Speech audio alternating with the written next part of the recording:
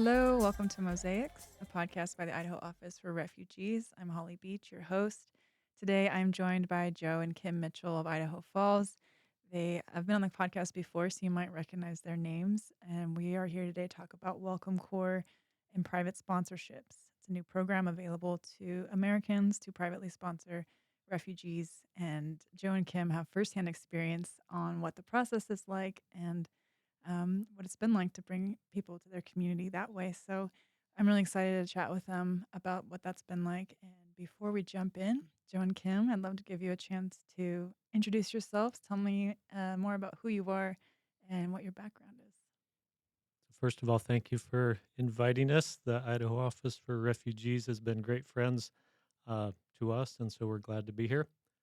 Um, we both grew up in Idaho. I went to high school in Plummer. Kim went to high school in Riggins.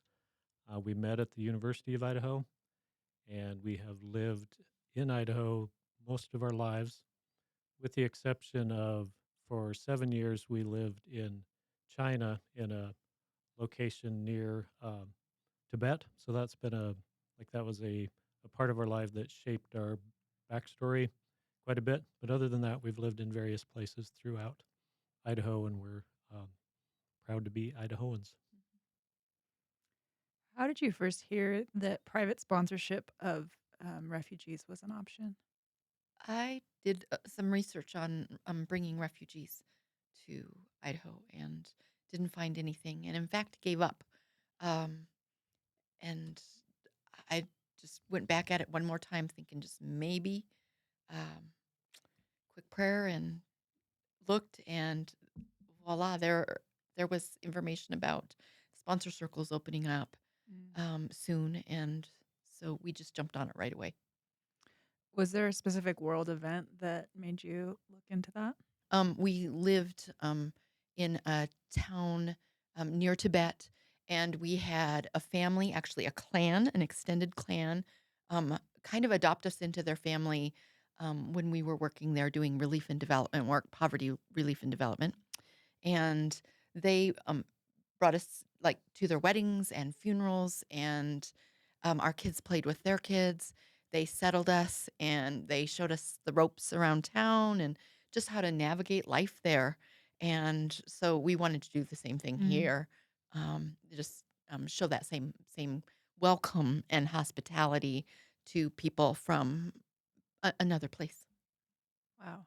And when you were there, were you able to communicate them in the same language? So Chinese was their second language. It was our second language, and we got along pretty well in Chinese. Yeah. When you were in a foreign land, what was um, what was like something that you remember early on being this something like the most uncomfortable or kind of scary for you? I remember going to the bank to in those days before ATMs, cashing traveler's checks, and a bank in rural China is kind of like a scrum. And to get to the front of the line to actually cash your traveler's check, you would need to keep your elbows out and literally box out people like you're getting a rebound. Mm. The people you're boxing out could be like 70-year-old grandmothers that are trying to duck under and get to the front of the line, and just thinking, wow, this is such a different Wow. experience, and it would usually take quite a while. So that's a pretty random example, but just something as simple as standing in line at the bank. That is that would be my nightmare. Like I hate confronting people, like just Yeah. be in our own space. Yeah. Like, oh man, I would never get my banking done. I think I would Yeah. just get cut in front of. Yeah, we loved our time in China, and there's so many things about Chinese culture and minority culture that value relationships and value community, uh, that we have tried to bring back to our lifestyle in the States. So I'm sure we learned way more than we were able to Mhm. to pass on while we were there. Have you found that it's hard to bring it back? A little people tend to be busy and schedule driven in the U.S. and not so much in the different places that we were in rural China. And Mhm. this was very different than like modern Shanghai, Beijing, China. This was this was rural, minority, autonomous areas. So it was a much slower pace of lifestyle that we enjoyed a lot. That's really cool. What year did you move back? We were in China 7 years total from 1993 to 2010, and we moved permanently back to Idaho Falls in 2010. So you're trying 2003 to 2010? Or sorry, I was trying to do the math. Did you say 1993 17 was the years? first time that we were there. So off Oh, and on, over the yeah, years. for a Yeah. total of Yeah. 7 years. Okay, I see. Gotcha. So you came back 2010 is when you moved back and were interested in helping provide that experience for somebody else that had to move away from their home country. And then it wasn't, in my understanding, it wasn't until 2022 that they opened private sponsor private sponsorship opportunities in response to the fall of Kabul and so many people from Afghanistan coming. Is that when you first got involved through that? Yeah. Pretty sure that the announcement was October 22nd, 2021, 2021. um, as a response to the normal resettlement infrastructure being somewhat overwhelmed with the spike of people that were eligible to come under the Operation Allies Welcome program from Afghanistan. And so at the time, the Welcome Corps was called Sponsor Circles, and that became available to take the load off that backlog of people needing resettlement and also just open up new opportunities for people like us. So what did you do when you saw that opportunity? How did you go about being involved? So Kim was the primary driver and the one who was keeping track of things. But what we did was invited a lot of our friends, maybe invited probably 40 people to a meal at our house, and probably 20 of those came. And we explained the opportunity and then asked if we could get a group of 5 that would make the commitment to become a sponsor circle and take on the primary responsibility for resettlement. And when you say the primary responsibility for resettlement, can you just give a brief outline of what that looks like? Go ahead. There's a checklist of about 30 things that need to be done. It would include things like finding the first housing, trying to help find the first job, get social security card, employee authorization documents, um, be connected with the community that the people are from. So in the first sponsor circle we did, that was the local Muslim community, and then the second sponsor circle we did, it was the local Ukrainian community. Connect them in, uh, learn how to drive, get a driver's license, um, learn how to shop, uh, get them Winco cards, and get started on how to eat a culturally appropriate diet with what's available in Idaho Falls. Um, it's a long list, and most of the things seemed as if they needed to be done at the same time, like immediately. Yeah. So the first couple of months uh, really took all hands on deck with our 5-member uh, team. Wow. And we're here on the podcast, but the team was key in the success of both of these sponsor circles. So shout out to Stephen and Hannah and Carl, and Jake and Cassie and Daniel and Sarah. Wow. They were all the best teammates you could imagine for tackling this effort. That's so cool. So just to clarify for anyone listening, the first round you were able to welcome 3 guys from Afghanistan who had been pilots and who had served alongside our military and then had to evacuate in 2021. So you were able to welcome them here. And then the second time you were a sponsor circle, or at this point, I think it might have been for Uniting for Ukraine, you were able to welcome a family from Ukraine. Young family, right? I believe they even have a new family member now They since do. they got Yeah. here. This So, chubby baby boy. oh, Very great. healthy and happy. Yeah, three generational family with a Wow. 5-year-old with special medical needs, Mm. and the wife was expecting when they came to the U.S. So, Wow. uh, in comparison with the first sponsor circle, some things were more difficult because we were learning everything for the first time, Mhm. and the city of Idaho Falls was learning how to help us for the first time. The second resettlement uh, was had its own challenges, which were the family didn't speak English as well, and the special complex medical situation that that family was in. Mhm. The pilots from Afghanistan, of course, were uh, totally healthy, fit for duty fighter pilots. So And probably knew English they from knew working they with the knew. Yep, military. they were their English was their third or fourth language, but it was still high level enough to enroll in academic classes at the community college. Okay.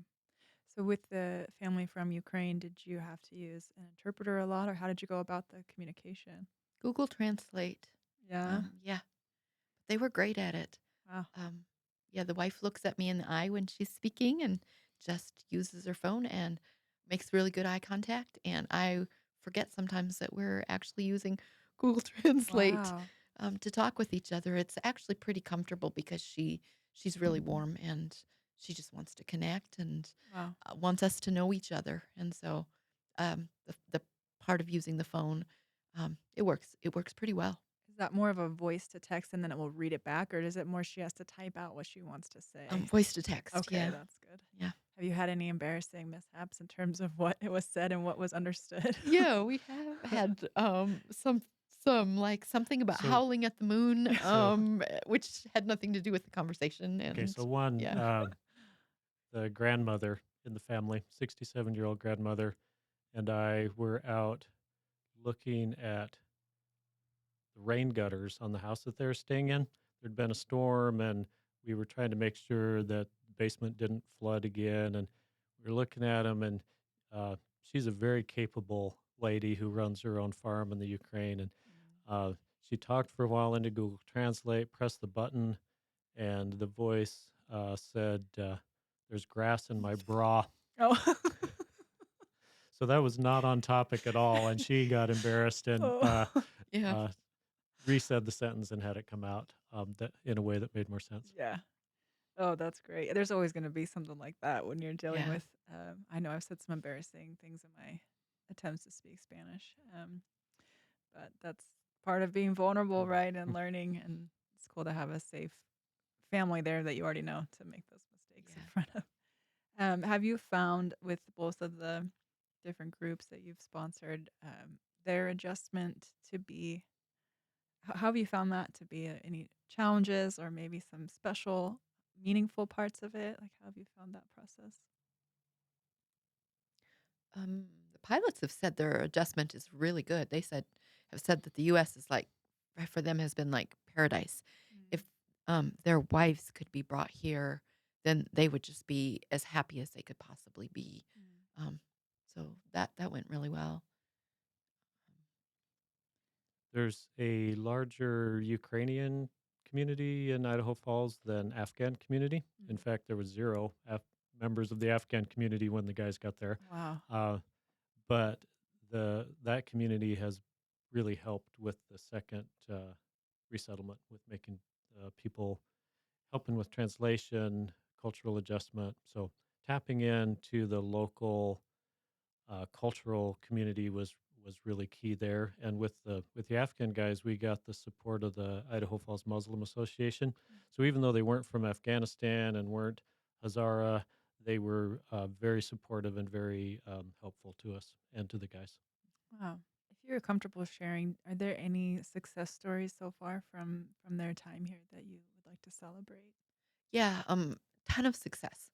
The family with Uniting for Ukraine, the father, in less than a year, started his own tiling business called Craft Tile, Wow. and that's up and going, and he's had his first customer. Um, the Afghan gentlemen are doing school at College of Eastern Idaho, um, nursing and electrical engineering. They are they have jobs, great jobs. They're making friends. They hang out with classmates. They've gone camping, they've gone Mhm. hiking. It's yeah. So they're both in a personal manner and also in terms of the um, roles and jobs they've needed to do.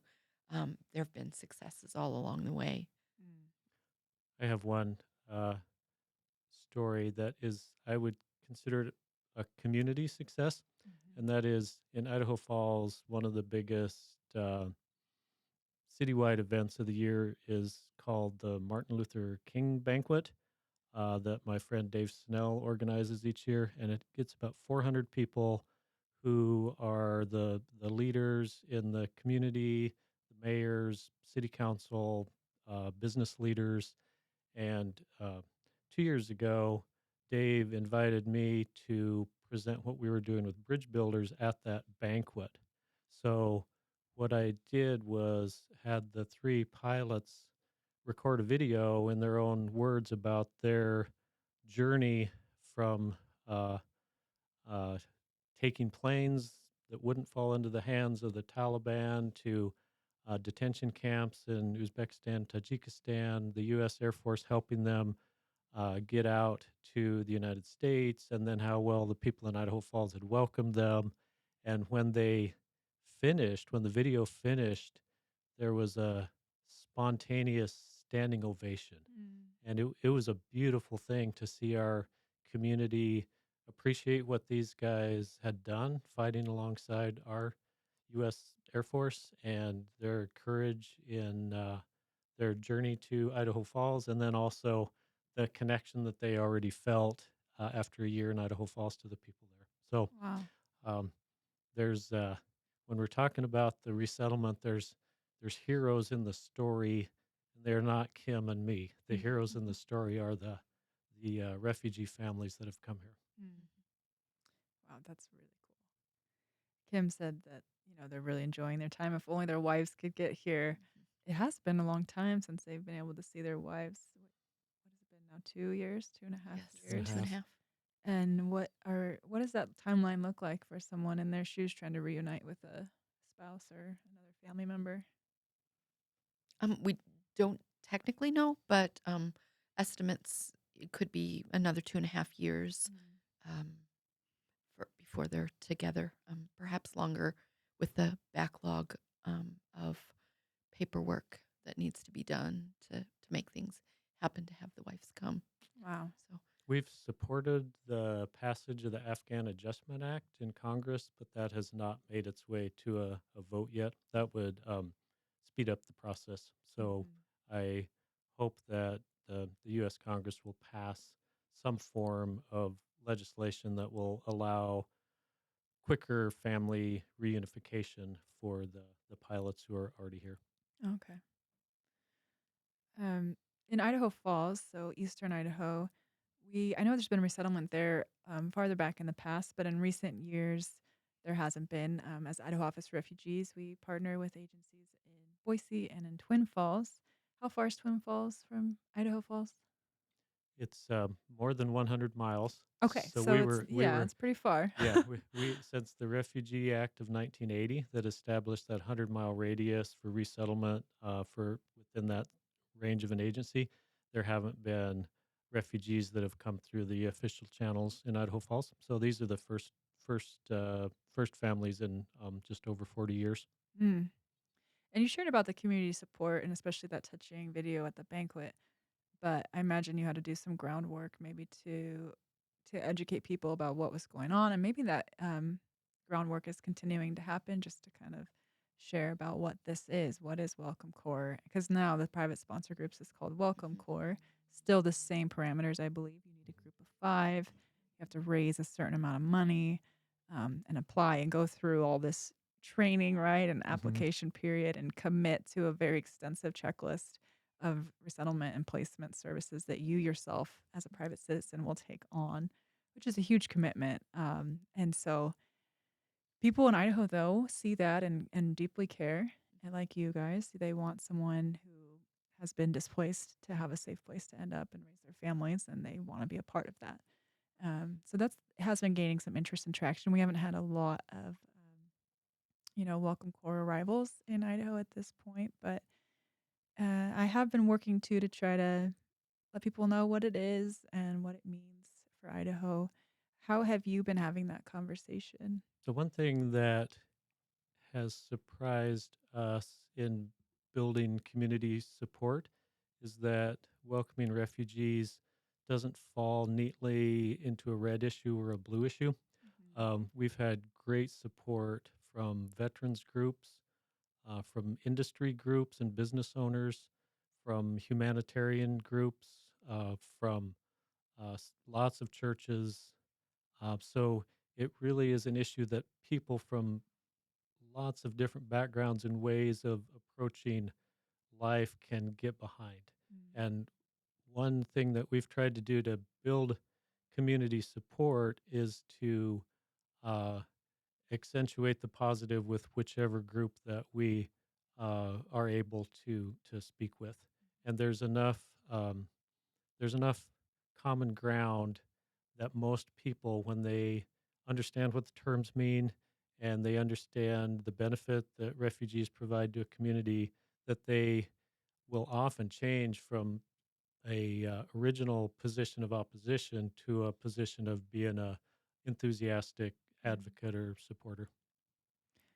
In your own lives, has what has it done for you personally to be able to have done this? Several things. I think just the personal friendships have been really wonderful. Um, Sharing food together, Ukrainian food, Afghan food, lots of laughter. We laugh with our newcomer friends a lot, whether it be like driving and kind of bouncing along on a dirt road, and with pilots who flew, fighter planes, now learning to drive a car, and we just erupt in gales of laughter, and enjoy that together. Um, Lots of questions back and forth. We've been learning about how wonderful um, Ukraine is, and the organic food and the farms there with whole um, food sources, and it just sounds wonderful. And enjoying that, and in the Afghan community or in Afghanistan, just how family rally around each other and how supportive they are, and the clan. Um, Coming together and making decisions, and we just learned a lot about those places, and it's put our friends have put faces to the conflict in between Russia and Ukraine, and then also in Afghanistan. And probably the best thing about it is that the angst that we have when we watch the news about what can we do and feeling so paralyzed, which I think so many people feel that. This actually gives us an outlet for something that we can do with individual people to encourage them and then to learn what their lives are like. So Wow. that's just been beautiful. Wow. I think, as Kim was saying, it's made our worlds bigger with a much more personal connection, especially to Afghanistan and the Ukraine, and we look forward to maybe another country in the future. Mm. Um, but the other thing that has been really rewarding is new relationships within our community. So we've lived in Idaho Falls for 35 years, but we really have a new appreciation for the generosity of people there that we hadn't been connected with yet. So it's been Mhm. great. It's made our global world bigger, and it's also made our local world bigger. Wow. That's really cool. We've just been really happy with the support too. Like Yeah. Senator Rich's office has College of Eastern Idaho has welcomed the refugees. President Amon at College of Eastern Idaho has met the gentleman and had them in his office and personally talked with them, um, and as a former pilot, also just understood maybe some of what their life had been like in the military and made a bond with them over that. And I hear that he waves to them in the hall, and the other students will say, "How do you know?" The president of the university, and it's because they've taken a personal interest in each other and built a friendship, and CI has advocated for them as students. Mhm. And that's been the case with, like, say, Senator Rish's office and um, various people in town. Mm. At this phase, you're seen as the veteran pros of sponsor groups. I know our office comes to you a lot because this is kind of new for the industry. I'm curious what you talk to interested sponsors about. Like, what is kind of the main advice you give them or guidance that you share with people who are curious about being a sponsor? So we're connected right now with 7 groups throughout the state in Coeur d'Alene, Moscow, Boise, Pocatello, and Idaho Falls. And some of these groups are knowledgeable and well organized, and they're so much further along than we were when we started 2 years ago. Mm. That our biggest encouragement to them is, you guys are ready, you can do this. And so we primarily see ourselves as cheerleaders for these other groups. And also, if they have specific technical questions that they're struggling figuring out on the internet, we try to answer those questions if we can. But primarily, we're uh, we're advocates and cheerleaders. Okay. We have come to do presentations as well. We went to Moscow and we've done a few presentations, and then we also just encouraged or advocated the new sponsor or Welcome Core group in Idaho Falls. We're going, yay, yay! It's somebody else that's taking this on, Mhm. a young couple, and we're just really proud of them, and they're doing a good job with it. And so that's been fun to see the new people coming through to do that.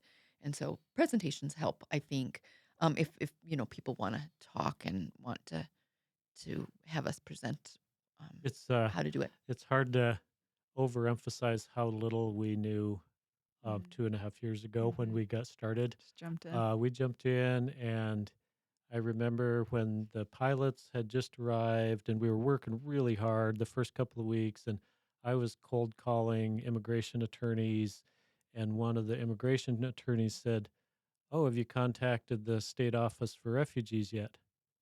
I was like, "What are they?" I had literally never heard that there was a state office for refugees. So about 2 weeks into doing this, I connected with Tara Wolfson, and things really started to click at that point. Mm. We also were helped a lot by Zeze Raswama at College of Southern Idaho Refugee Center.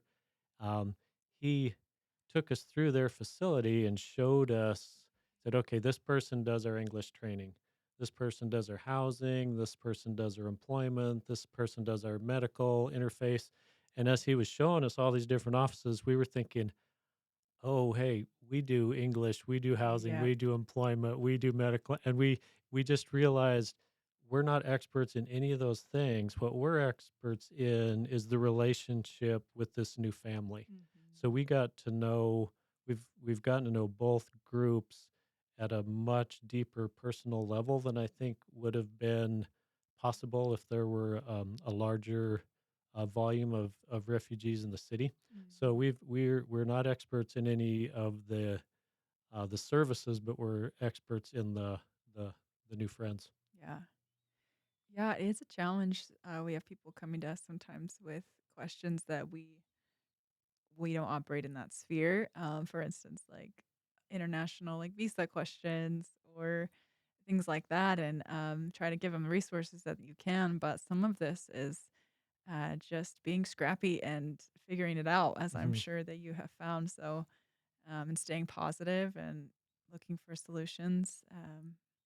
It- what other traits, I guess, would you say or attitudes are important to have if you're going to enter something like this? I think finding teammates that you can work together with. We've also really benefited from having uh, teammates who were different ages than us. Like we, with the first sponsor circle with the pilots, the other 3 teammates were all professionals in their 20s, so they were in the same season of life as the pilots who came. That really helped them to connect. It's also really helpful to have somebody who either doesn't have a full time job because they just don't, or because they're retired, because there really is uh, quite a bit of time commitment, especially for the first few weeks. Yeah, a lot of driving to appointments and Yeah, things like that. yeah, Yeah, especially in places that don't have the robust public transit, and nowhere in Idaho really does. So transportation is always a top thing for us too, with people coming. yeah. We made a big mistake when the pilots came because we helped them find jobs that were a great fit and a good job, but we didn't take into account that they didn't have a driver's license, they didn't know how to drive, they didn't have a car, but now they had a job, and Mhm. so we enlisted uh, a lot of our friends to give rides. Mhm. So we had a lot of people showing up at 6 in the morning Wow. and coming home at 6 at night, giving rides. And Wow. and part of that because we just didn't think far enough ahead to realize what we were doing. Well, it's tough because you have to get a job kind of right away, Yeah. or pretty quickly. And Mm. you're right that sometimes the horse doesn't always go before the cart, and you're like, well, oh man. So now that you've gone through this journey with both groups and potentially more in the future, why do you think the ability to do private sponsorship groups like Welcome Court is a valuable thing for us here in America? One reason is just the geography of the American West. The mileages are so great that there's a lot of great communities that are well suited to resettle new families that until Welcome Course started, were unable to do that because of the 100-mile radius restriction. So there's places like Coeur d'Alene, Moscow, Lewiston, Idaho Falls that I think will be uh, great communities that will benefit from having uh, new people who are willing to take essential jobs, and the communities benefit, and the refugee families benefit in the sense that Idaho is just a great place to live, and so they get an opportunity to do that. Mm. When you first met the three guys at the airport, you're brand new to this. You're welcoming people in your community. What was that like to meet them for the first time and welcome them to Idaho Falls? So when we met the pilots, one of the guys had studied in China, Okay. and he came up to me and he said, "Ah, 我听说你会说中文." And I was like, "Ah, 还可以." And so we spent our whole airport conversation talking in Chinese. Wow. And he said, "Oh, 你的中文比我的英文说得好," and trying to tell me, "Oh, my Chinese is so much better than his English," which was a complete lie. His English is far better than my Chinese. In fact, he's been on this Mosaics podcast Oh, good before, job. and he sounds like a native speaker. So it was a lie, but a flattering lie. So Yeah. we spent the whole time speaking in Chinese when we didn't need to. So he knew about your background coming into it, and they got to see who their sponsors were gonna be, and it's almost like a blind date, Yeah. a life-changing blind Yeah. date. That's really cool that you could connect over that shared experience, though. Well, thanks for the just the educational insight that you've been able to provide, even to our office. I know we've come to you. This is a new program, and it's good to have people like you who are in the community and putting your heart into it. It's a huge commitment, and I really value the work that you're doing, and I know it's been amazing for your lives too. And you work hard, but it's been rewarding, I know, as well. So It has. um thanks for being able to be a mentor to others who are interested in doing something similar. Thank you also. We received a ton of help from IOR and um, just direction, but also you can do this and resources. Um, basically, when we were stuck, Mm. we could call and actually, Tara came and visited us personally and helped us with some things and smoothed the way. Um, it was great. Wow, that's cool. Tara's a good person to have on your team. If you need Yeah, something For done, she'll sure. get it done. I'll say. So I retired from my engineering career 3 years ago. Mm. When I retired, I didn't realize that we'd have this opportunity. But I told people I'm retiring because I want to write more, volunteer more, and travel more. Mhm. And so the way it's turned out is I haven't done nearly as much writing or traveling as I expected because working with Idaho Falls Bridge Builders and doing the refugee resettlement has been so much fun and so rewarding that it's what I want to do with my time. So it's been the rewards to us have been way more than we imagined that they would be. So we're grateful to be part of the team in Idaho. That's great. And you're an author, I should say, too. Joe brought me one of his 3 books. I'm gonna do a little plug for you. Joe has written about his time, their family's time in China, and you have 2 other books too that I'm interested to check out. So thank you for that, for sharing that with us. Oh, thank you for plugging my book. That's great. That's the family, about living with the family, sharing property with the family that took us into their Oh, lives, wow. right into the center of a tribal family's life, and we got to hang out with them for 6 years and raise our kids with their kids, And and I see the little boys running together. yeah, that's our Cool. son and his best friend, Z. Wow. I'm excited to read that. Thank you for sharing that. Sure. I know too that, as resettlement expands outside of the communities that have the agencies, because there are people who are experts and get to do I focus on employment, I focus on housing, whereas the sponsor groups really have to check those boxes in all the categories, and they might not be in a community that has a long history of particularly refugee resettlement. Um, so we do at the Idaho Office for Refugees, we do hope you'll reach out if you're interested, and I won't have a list of resources for every particular community, but I can help you go in the right direction. And for others around the state who might be interested in learning about working with people who are new to America, we do have partners that lead trainings and for teachers and other professionals that I can definitely connect you with. And we have our regional conference coming up this year. It's going to be in October, the Northwest Conference on Resettlement. And we do go over and I know Joe and Kim were there last year helping lead a workshop for this very topic. We go over cultural and community building type skill building workshops and conversations there. So if anyone has their interest piqued by this conversation, please reach out Mosaics at idahorefugees.org. I'll try to make sure I get you connected in. Welcome Core also has periodic sessions that you can join, whether you want to join live or watch a webinar, just with kind of the basics about applying and maybe seeing if it is a fit that you want to pursue. So check out Welcome Core's website as well. Joe and Kim, are there any other things that you'd like to mention before we wrap up today? If you're interested in learning more about what we're doing in Idaho Falls, our nonprofit has a website, Idaho Falls Bridge Builders. So you're welcome to read our newsletters and sign up for newsletters on that website. That's great. Idaho Falls Bridge Builders.org.